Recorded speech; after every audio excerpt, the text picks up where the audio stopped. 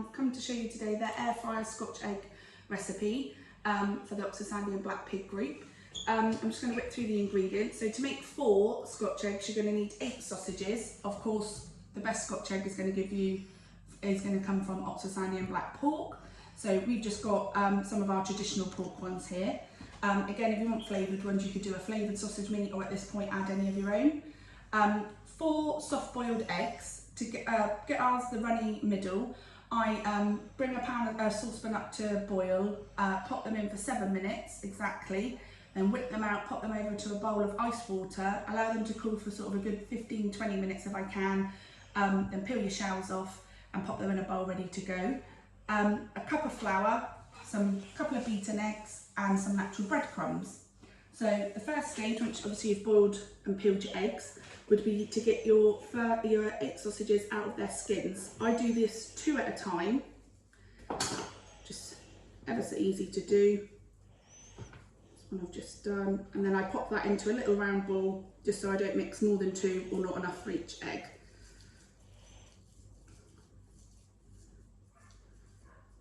And I'm just going to carry on, do the others. Okay, once you've got your 2 sausages in each of the round bowls, I do find it easier to have a bowl of water and do it with wet hands, and not so much of the sausage meat sticks to your hands. So I just simply wet the hands a little bit, get the ball of sausage meat, tend to palm it, push it down into the palm of my hands. Try and keep it sort of evenly as you can, and just pop one of the eggs in. Start to squidge it round. Again, with the wet hands, it just finds it. You don't get the sausage meat on your hands and just takes shape a lot easier. I forgot to say earlier, I do pop a little bit of salt and pepper in with the plain flour, so it's seasoned if you like. Again, you could add curry powder, paprika. Another member of the group, I've got the lady's name, come up with a really good idea to add flavoured couscous to your breadcrumbs as well. So again, you can tweak it to what you like. So as long as your eggs are all covered, you've got sort of nice tensible shape. We'll go in the seasoned flours. I just guide it a bit, very light on the fingers, just tap any excess off. We go into the beaten egg. Again, just gently roll it round a little bit, guide it round. And then into the breadcrumbs.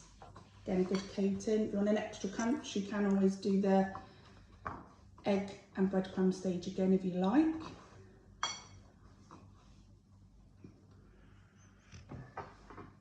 Pop it on the plate, and then we repeat these steps, obviously with the other 3, right the way through again.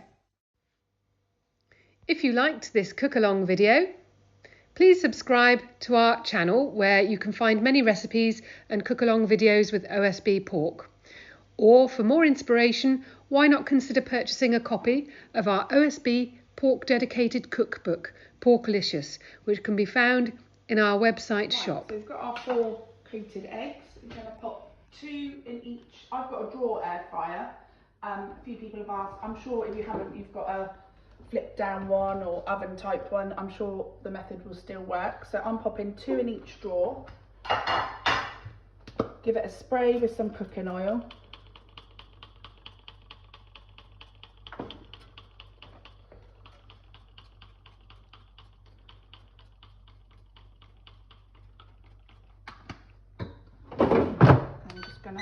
Pop them onto air fry at 200 for 8 minutes.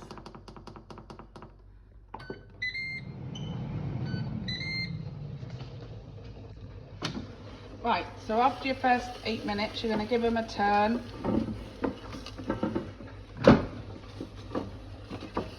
Make sure nothing's stuck. Another spray.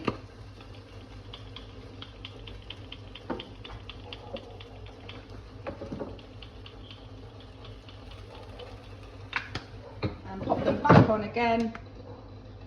So again, air fry 200 in time, this time for 7 minutes. Okay, right, so they're out of the air fryer. Moment of truth.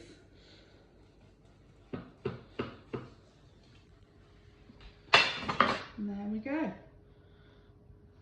Perfect. We like ours with a bit of homemade red onion chutney. Kids like theirs with a bit of ketchup. But there you go.